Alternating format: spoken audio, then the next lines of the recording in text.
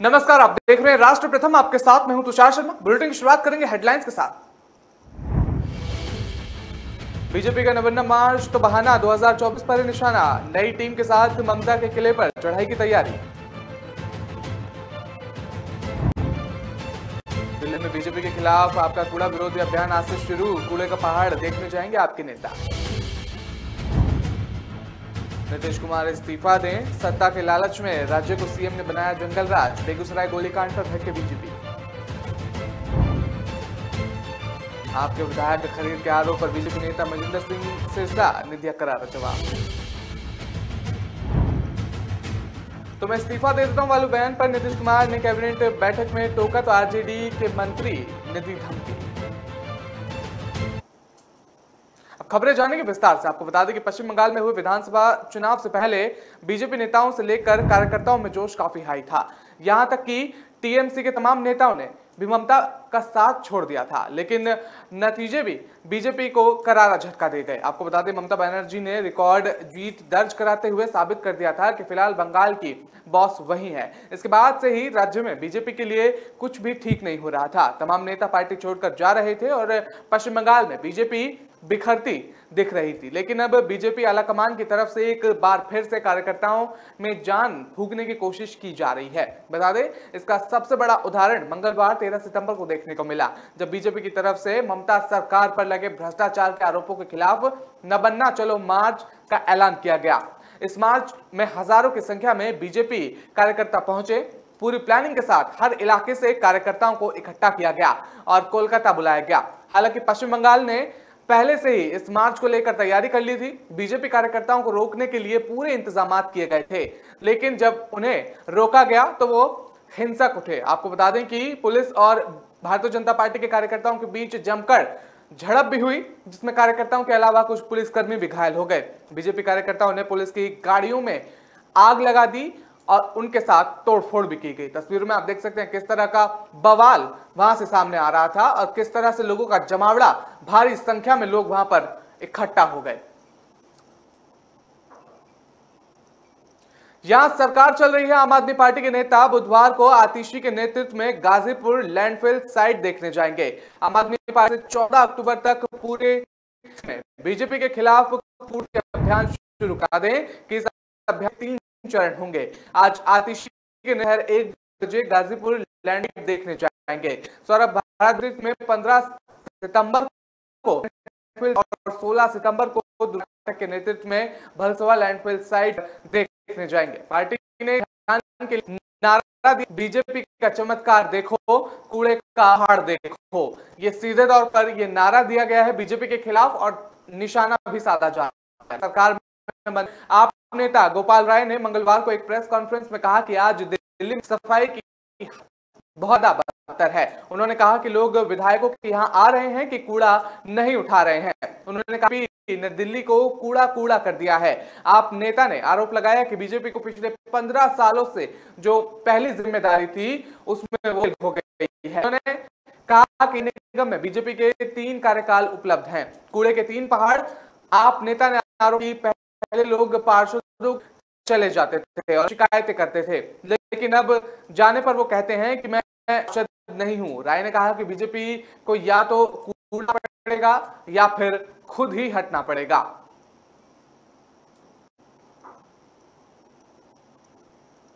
बिहार के बेगूसराय में बीते मंगलवार की शाम बाइक सवार 2 साइको शूटर ने अलग अलग जगहों पर 10 से 11 लोगों को गोली मार दी थी। बता दें कि एक शख्स की मौत हो गई तो वहीं बाकी का इलाज अस्पताल में जारी है। इस घटना को लेकर भारतीय जनता पार्टी आक्रामक हो गई है। पार्टी के नेताओं ने बिहार के सीएम नीतीश कुमार से इस्तीफे की मांग कर दी है।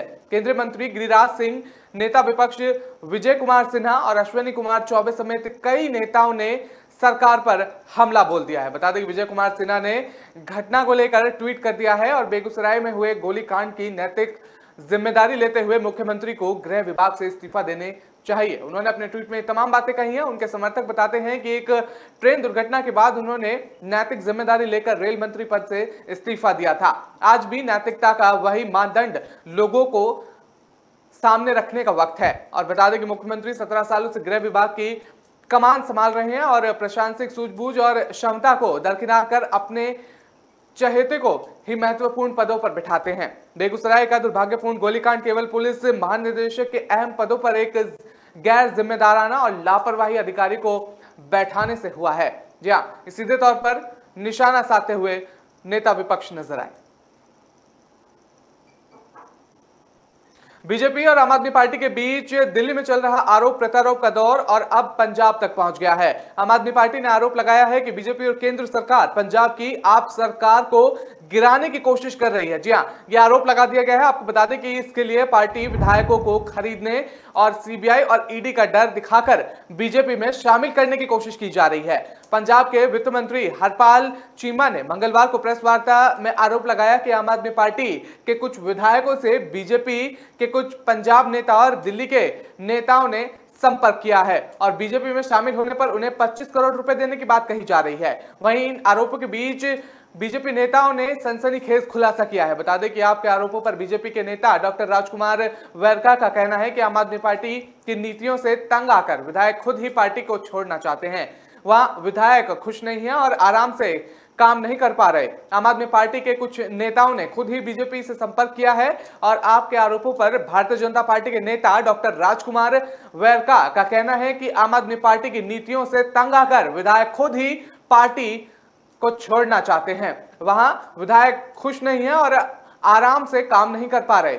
ये तमाम आरोप लगाए जा रहे हैं। आपको बता दें कि आम आदमी पार्टी के कुछ नेताओं ने खुद ही बीजेपी से संपर्क किया है। बिहार कैबिनेट की बैठक में मंगलवार को जबरदस्त हंगामा देखने को मिला। सूत्रों के हवाले से जानकारी मिल रही है कि कृषि मंत्री सुधाकर सिंह ने मुख्यमंत्री नीतीश कुमार को इस्तीफा देने की धमकी दी है। बता दें कि सीएम नीतीश कुमार ने कृषि मंत्री से उनके द्वारा हाल ही में दिए गए एक बयान को लेकर कहा कि इस तरह का बयान देना ठीक नहीं है। सीएम नीतीश कुमार के इतना कहते ही कृषि मंत्री सुधाकर सिंह ने पलट कर कहा कि क्या गलत है, ऐसा है तो मैं इस्तीफा दे देता हूं। सीधे तौर पर वो इस्तीफा देने की बात कर रहे हैं और रविवार को कैमूर से सुधाकर सिंह कह दिया कि कृषि विभाग के लोग चोर हैं और वो उन चोरों के सरदार हैं। हालांकि बातचीत में सुधाकर कहा कि उन्होंने इस्तीफे की धमकी नहीं दी और ना ही कैबिनेट बैठक ने इस बारे में उनकी मुख्यमंत्री से कोई बात हुई है। दरअसल कृषि मंत्री सुधाकर सिंह रविवार को किसानों को मंच से संबोधित कर रहे थे। उनके इस बयान का वीडियो लगातार और धड़ल्ले से सोशल मीडिया पर वायरल भी हो रहा है। बता दें कि कृषि मंत्री से जब बयान को लेकर जब सवाल किया गया तो उन्होंने जवाब दिया कि उन्होंने इस पर कुछ नहीं कहना है, ना ही बयान कोई संशोधन करना है। मंत्री सुधाकर सिंह की कैबिनेट बैठक में धमकी पर भारतीय जनता पार्टी के सीनियर नेता और राज्यसभा सांसद सुशील कुमार मोदी की प्रतिक्रिया भी सामने आई थी। हमको तो नहीं लगता कि बीज निगम के बीज को किसान खेतों में लगाता और लगाता होगा तो सोचता होगा चलो कुछ नहीं पैदा होगा तो लगा लेता होगा, लेकिन जिसको पैदा करना है वो तो नहीं लगाता है। ये सारे 150-200 करोड़ रुपया यह भी खा जाता है बीज निगम वाला। कोई ऐसा हमारे विभाग में अंग नहीं है जो चोरी नहीं करता। तो इस चोरों का हम सरदार हैं, हम सरदार ही बताएंगे। जब चोरी चोरा हुए तो पुतला ठोकते रहिएगा तो मुझे भी याद रहेगा कि किसान नाराज है मेरे से। अगर नहीं ठोकना बंद करिएगा तो यही लगेगा कि नहीं सब ठीक चल रहा है। तो ये मैं आपको कह देता हूँ, लोहिया जी ठीक कह के गए थे जब संसद आवारा हो जाए तो जनता को सड़कों पे उतरना चाहिए। खबरों का लगातार जारी रहेगा।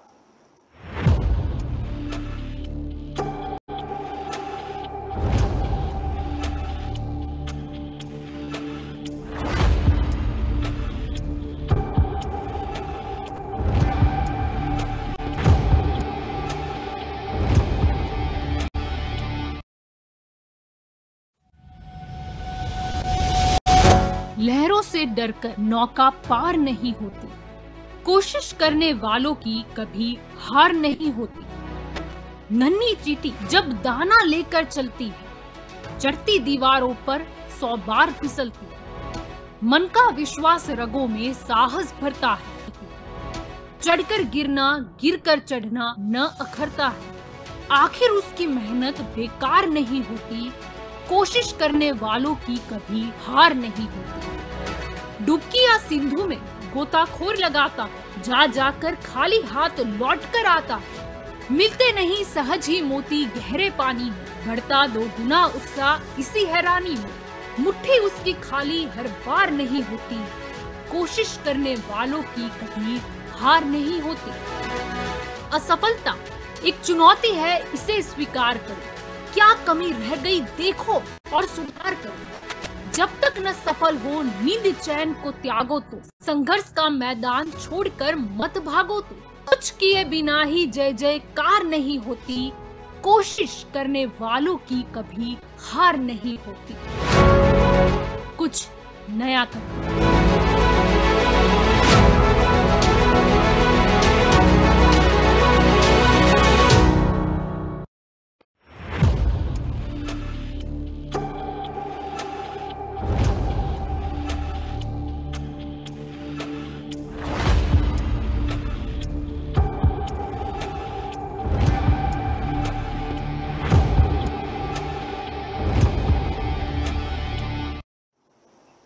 ब्रेक के बाद आपका स्वागत है। रुक करते हैं अगली खबर का। आपको बता दें कि बिहार के पूर्व उप मुख्यमंत्री और राज्यसभा सदस्य सुशील कुमार मोदी ने बड़ा बयान दिया है। सुशील मोदी ने मंगलवार को कहा कि जल्द ही बिहार जेडीयू में भी विद्रोह होने वाला है, भगदड़ मचने वाली है। जेडीयू नेताओं को अपना भविष्य अब खतरे में लग रहा है।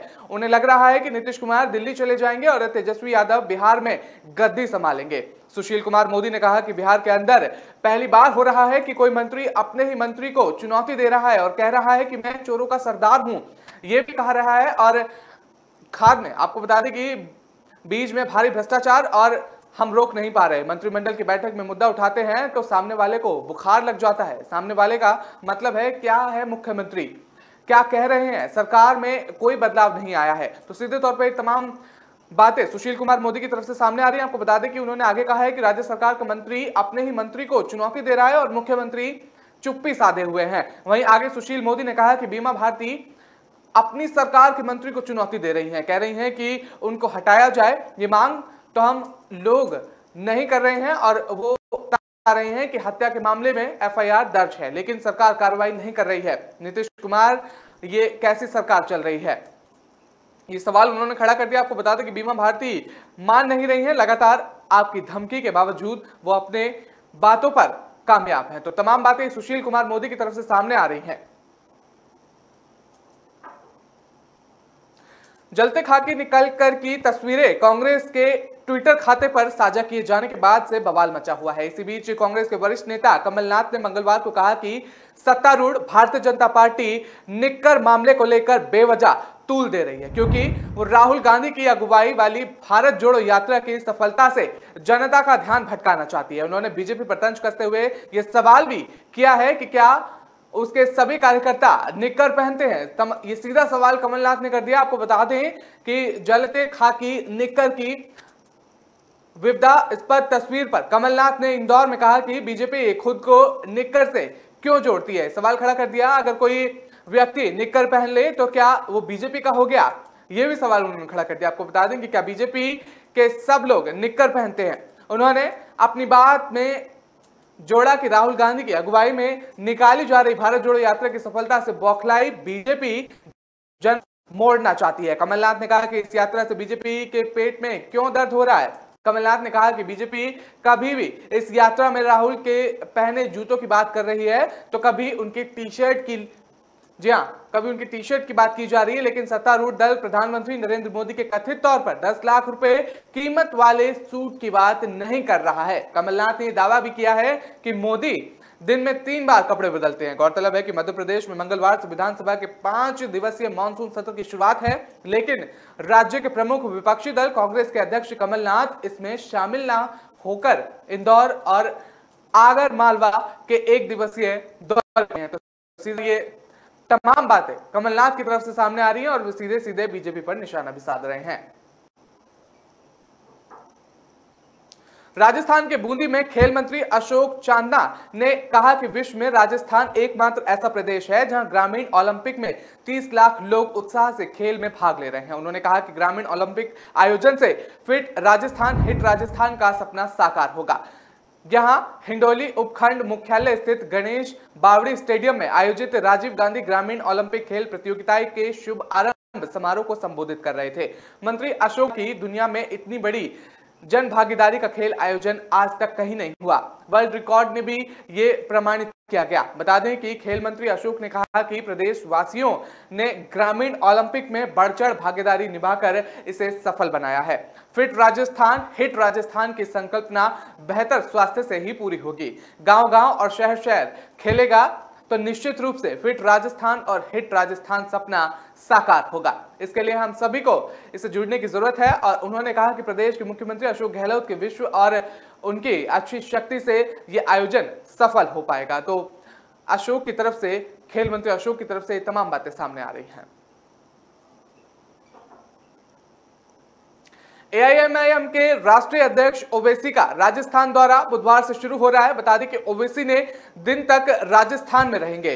इस दौरान वो कई जनसभाओं को संबोधित भी करेंगे। ओवैसी इस दौरान जयपुर और सीकर इलाके का दौरा करेंगे। बता दें कि राजस्थान विधानसभा चुनाव में उतरने की घोषणा के बाद ये एआईएमआईएम प्रमुख का पहला सार्वजनिक कार्यक्रम है। एआईएमआईएम प्रमुख के तय कार्यक्रम के मुताबिक ओवैसी जयपुर में पार्टी कार्यकाल में पद अधिकारियों की बैठक लेंगे और इसके बाद वो जालूपुरा के इलाके में जनसंपर्क करेंगे। इसके बाद उनका शेखावटी इलाके में लक्ष्मणगढ़, फतेहपुर, खिरवा, नवलगढ़, जालोद और लाडनू में जनसंपर्क अभियान चलाने का कार्यक्रम है। उल्लेखनीय है कि एआईएमआईएम राजस्थान में अपने संगठन को खड़ा करने की कोशिश में है। ओवैसी की पार्टी के राज्य संयोजक जमील खान ने बताया कि 14 सितंबर को सुबह 11:30 बजे ओवैसी का जालूपुरा में स्वागत किया जाएगा। ओवैसी दोपहर 12 बजे कोर ग्रुप के सदस्यों की मीटिंग लेंगे। वहां से वो सीकर के लिए रवाना हो जाएंगे। सीकर में वो 8:30 बजे फतेहपुर और नवलगढ़ में जनसभा को संबोधित करेंगे। 15 सितंबर को लाडनू में जनसभा करेंगे।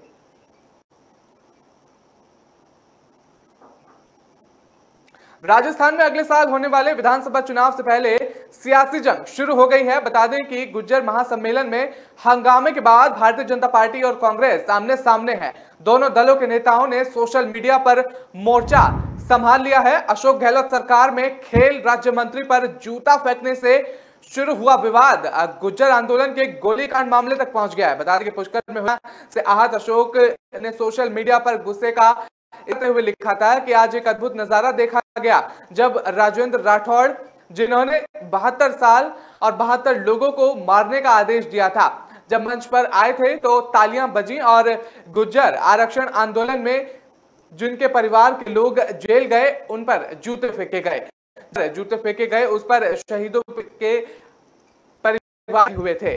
कम से कम उनका तो ख्याल कर लेते। उन्होंने ट्वीट के जरिए तमाम बातें कही हैं। आपको बता दें आपकी अंतिम स्मृति को ऐसे कलंकित करने वाले लोग कितना दूर तक जाएंगे वक्त बताएगा। सीधे तौर पर ये स्टेज पर आप देख रहे का बवाल सामने आया था। फिलहाल वक्त तो चला एक छोटे से ब्रेक का। खबरों का सिलसिला लगातार जारी रहेगा।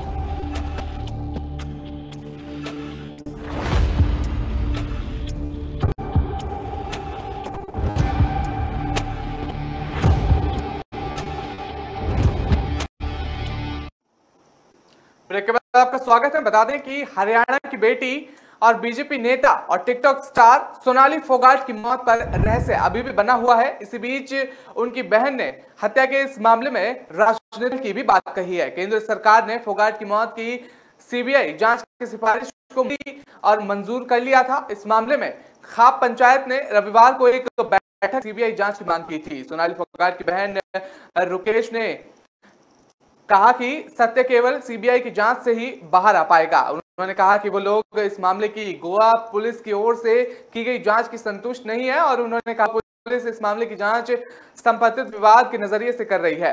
उन्होंने कहा कि इस हत्या के पीछे कुछ बड़े लोगों के हाथ शामिल हो सकते हैं।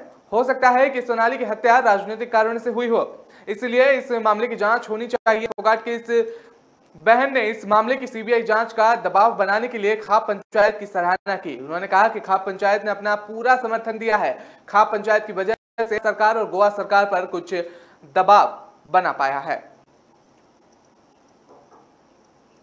पश्चिम बंगाल में एक बार फिर से हिंसक झड़प देखने को मिली है। राज्य सरकार के खिलाफ बीजेपी के नबन्ना चलो मार्च को लेकर यह बवाल शुरू हुआ, जिसके बाद बीजेपी कार्यकर्ताओं और पुलिस के बीच जमकर झड़प भी हुई। भारी संख्या में पहुंचे बीजेपी कार्यकर्ताओं को रोकने के लिए पश्चिम बंगाल पुलिस की तरफ से पूरा जोर लगा दिया गया। वाटर कैनन और आंसू गैस का इस्तेमाल भी किया गया, लेकिन पुलिस की इस कार्रवाई से मामला ज्यादा बढ़ गया और इसने आगजनी और तोड़फोड़ कर लिया। इस पूरे बवाल के बीच कई जगहों पे पुलिस की गाड़ी और प्रदर्शनियों ने आग के हवाले कर दिया। बता दें कि नबन्ना चलो अभियान के बीच हावड़ा के सत्तरगाछी इलाके के बीजेपी कार्यकर्ताओं को रोकने और तितर बितर करने के लिए पुलिस कैनन का उपयोग किया था और आंसू गैस के गोले दागे। इस दौरान भी जमकर हिंसा देखने को मिली। इस तरीके का बवाल भी सामने आया, किस तरीके से लोग हुड़दंग मचाते हुए भी नजर आए। दरअसल पिछले कुछ हफ्तों से पश्चिम बंगाल में लगातार ईडी और सीबीआई की छापेमारी चल रही है। ममता सरकार के कई मंत्री एजेंसियों के रेडार पर हैं और कुछ की गिरफ्तारी भी हो चुकी है। ऐसे में बीजेपी ने भ्रष्टाचार के इन्हीं मुद्दों को लेकर प्रदर्शन का ऐलान किया था। कोलकाता में सचिवालय तक मार्च निकालने के बीजेपी कार्यकर्ता और नेता एकजुट हो गए। तस्वीरों में आप देख सकते हैं किस तरह से जमावड़ा भी लगा हुआ है। हालांकि पुलिस ने इसे लेकर तैयारी कर ली थी, जिसके बाद प्रदर्शनकारियों को रास्ते में ही रोक लिया गया था। और बता दें कि तमाम प्रदर्शनकारियों ने पुलिस की तमाम गाड़ियों को साथ तोड़फोड़ की और उनको आग के हवाले भी कर दिया और पुलिस और प्रदर्शनकारियों के बीच हुड़दंग की तस्वीरें भी सामने आई। दिल्ली से लेकर उत्तर प्रदेश और बिहार तक आसमान में एक रहस्यमय नजारा देखने को मिला। इस नजारे को देखने के लिए लोग दंग रह गए। इन राज्यों की कई राज्यों पर आसमान में चलती एक ट्रेन से दिखाई पड़ी।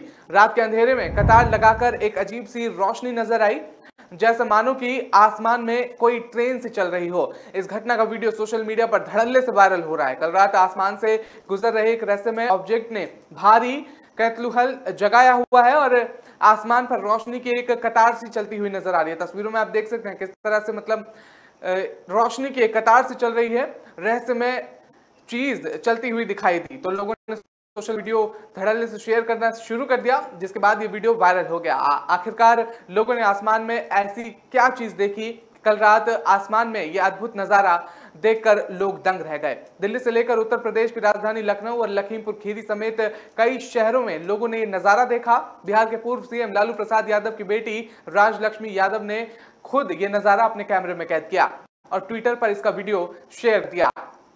तस्वीरों में आप देख सकते हैं किस तरह से रोशनी से भरी हुई चीज एक कतार में चलती हुई नजर आ रही है।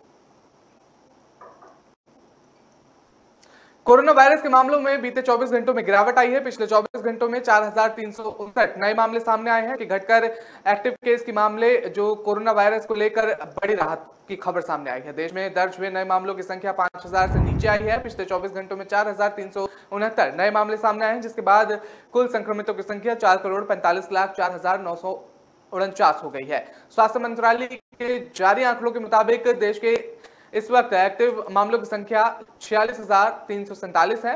मंत्रालय द्वारा जारी जानकारी के मुताबिक पिछले 24 घंटों में कोरोना के 3,50,468 टेस्ट हुए हैं। वहीं कोरोना से मरने वालों की कुल मौत के आंकड़े को देखें तो ये संख्या 5,28,182 हो गई है।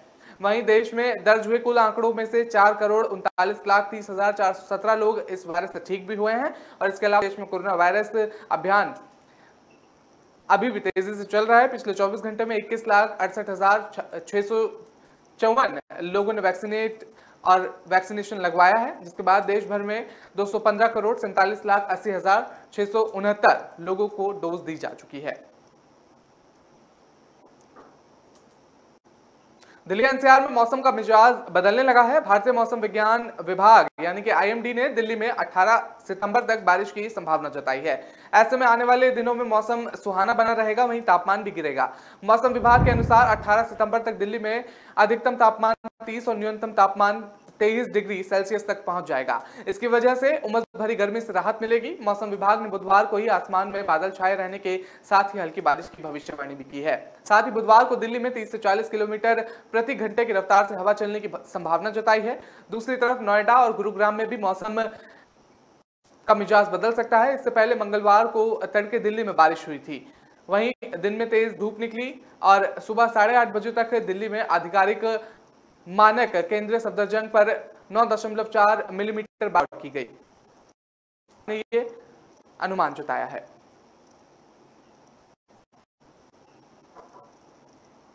फिलहाल इस बुलेटिन में इतना ही, मुझे दीजिए इजाजत। खबरों को विस्तार से पढ़ने के लिए आप हमारी वेबसाइट कर सकते हैं। हमारी वेबसाइट www.kalamkartavya.com पर जाकर आप खबरों को विस्तार से भी पढ़ सकते हैं। नमस्कार।